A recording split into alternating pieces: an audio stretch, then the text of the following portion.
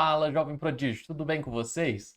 Meu nome é Reinildo de Paula, sou professor e biólogo e estou aqui mais uma semana para te ajudar com as atividades. Vamos lá? Bom, acredito, né, que todos vocês já conheçam, se não, né, é, benefícios que o Seja Membro traz. E essa semana, né, felizmente, eu gostaria de agradecer aos primeiros participantes do clube, que são o João Vitor, o Bernardo Gurgel e Júnior de Paula. Então, são os primeiros participantes aí, né, do Seja Membro, né, que participam aí contribuindo e apoiando o canal. Lembrando, né, que agora em dezembro, na primeira sexta-feira, eu estarei fazendo as lives, né, tirar as dúvidas. Então, se você ainda, né, não participa, não conhece, clique na abinha Seja Membro e venha para o clube. Como eu falei, nós estamos aí, né, finalizando o volume 6 do PET, né, com a semana 4. A unidade temática é Vida e Evolução e o objetivo de conhecimento, micro-organismo e a saúde pública. A atividade você vai achar na página 45, 46. Atividade 1. Qual a substância presente na parede das hifas fúngicas, também presente no esqueleto de alguns animais como crustáceos e insetos?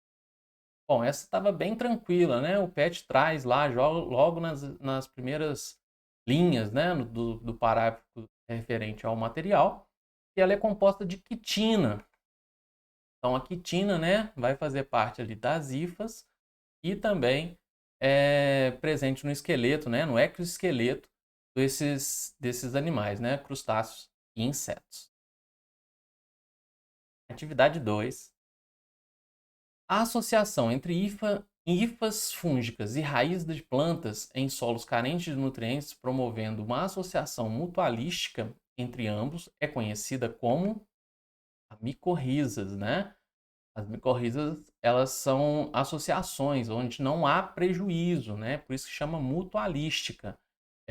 Existem algumas plantas, né, que elas são parasitas e isso traz prejuízo para o hospedeiro. No caso, né, dessa associação, não acontece isso. Então vejam, né, exemplificando aí essa associação, né, aonde acontece exatamente a relação, né, dessas raízes com as hifas. Atividade 3. Escreva alguns exemplos de fungos. Existem vários exemplos, né? Então a gente vai colocar aí os bolores, cogumelos, a orelha de pau e as leveduras. Eu tentei colocar aí, né, alguns exemplos só para que você consiga entender um pouquinho, né? Os bolores, eles acontecem geralmente em pão que fica mofado, né? Aquele mofinho. Cogumelos nós temos vários tipos, como eu falei. Temos o champignon, né, que ele é comestível. A gente tem cogumelos que também são venenosos e alguns são alucinógenos, né? São tipos diferentes de cogumelo. Então, existem várias espécies de cogumelo. A orelha de pau, de repente, você já deve ter visto aí em alguma árvore, né, associada aí a um tronco de árvore. E as leveduras, elas são utilizadas também em alimentos. Atividade 4. O que significa dizer que os fungos são seres heterotróficos? Bom, por muito tempo, né, os fungos eles foram associados a plantas, ao reino Plantae. E a principal diferença, né, desses dois organismos é exatamente o tipo de alimentação. No caso das plantas, elas são autótrofas, ou seja, elas fabricam seu próprio alimento. No caso dos fungos, o que separou, né, esse grupo aí, que às vezes era muito associado ao reino vegetal, é exatamente que eles são heterótrofos, né? Ou seja, eles não fabricam seu próprio alimento, eles não sintetizam seu próprio alimento. E para isso, né, eles utilizam outras fontes de alimento. Então, assim como nós, né, seres humanos e outros animais, também não somos autótrofos, né?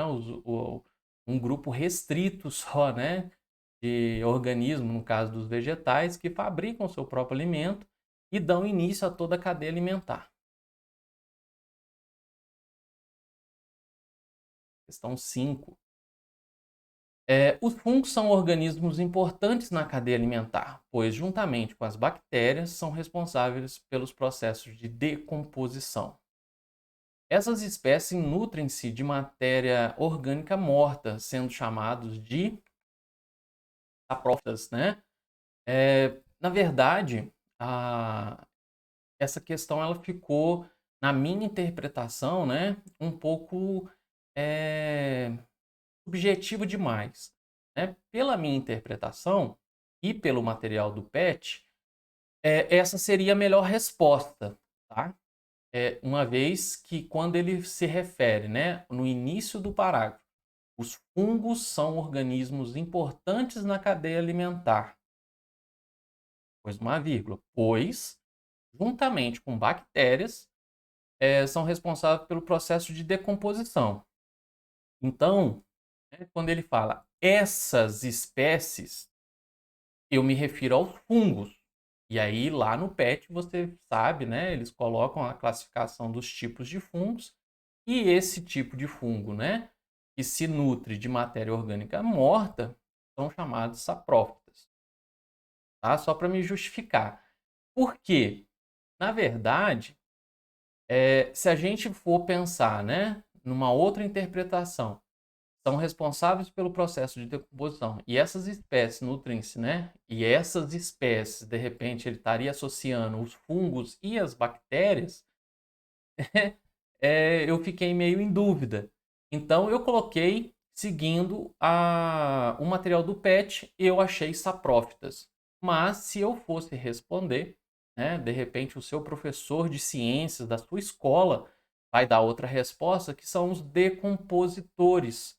Tá? Então, na minha interpretação, quando eu falo assim, essas espécies, e essa semana nós estamos falando especificamente de fungos, eu imagino que ele gostaria de saber a classificação dos fungos que se alimentam de matéria morta. Esses fungos são chamados de saprófitas, né?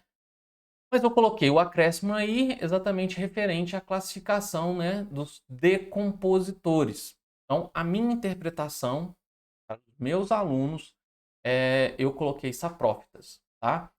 Mas só justificando aí que, de repente, seu professor, se colocar decompositores, também não está errado, só teve uma outra interpretação. Então, confira, né, com o seu professor e deixe nos comentários se a resposta do seu professor foi saprófitas ou se foi decompositores. Então, nós temos aí, né, como eu falei, os produtores, as plantas, os vegetais, de modo geral, são autótrofos, né, e a partir dessa matéria orgânica, né, se tem o desenvolvimento da cadeia alimentar, e aí nós temos os decompositores, né, que estão presentes em toda a cadeia alimentar, né? Então, quando a plantinha morre, quem decompõe esse material são os fungos e as bactérias, que são classificados como decompositores. A mesma coisa vai acontecer com o exoesqueleto ou os organismos, né? Os gafanhotos que vão morrer, os sapos, né? Também acabam perecendo. Então, os decompositores, graças a esses decompositores, é que a matéria orgânica é restituída, né? De matéria de carbono, né? Elas são reduzidas aí ao carbono e volta, né? Adubando e trazendo os nutrientes para todo o ecossistema. Atividade 6, né? É um complete a coluna. O corpo de um fungo multicelular é formado por filamentos que recebem o nome de hifas. O conjunto desses filamentos forma o micélio, que é constituído o corpo do fungo. Entretanto, essa estrutura não é considerada um tecido verdadeiro. Então, né, a figurinha mostrando exatamente o que são as hifas e o micélio, né? No micélio vai ser dividido em dois, né? O reprodutor e o vegetativo. Bom, então essa, né? Assim a gente encerra as questões, né, da última semana do PET 6, né? Encerramos o volume do PET 6. Não deixem de assistir os vídeos, né, do Saiba Mais para enriquecer os seus conhecimentos, as nossas referências da onde a gente tirou as respostas desse vídeo. Se ficou alguma dúvida, deixe nos comentários. Se eu te ajudei de alguma forma, não deixe de deixar o like, né? Se não deu o like ainda, aproveite o momento, clique no gostei. Se é a primeira vez, se inscreva, não deixe de ativar o sininho. Muitas pessoas me perguntam, né, que dia que tem a próxima semana, quando sai vídeo novo.